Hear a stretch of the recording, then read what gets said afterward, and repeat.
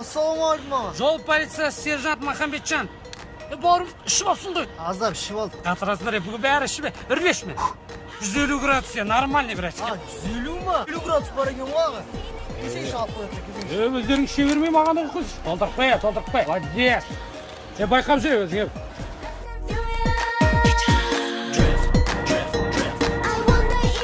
Жоқ қол, братан. Не болып қалдың, не барым ішіп алсың, үрлеш.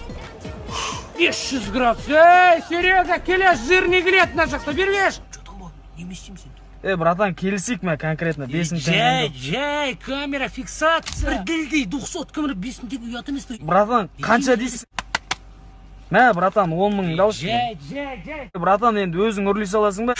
250 градус ойбай. Братика, Серега, тірліктің бәрі шешілді ғой бауырым.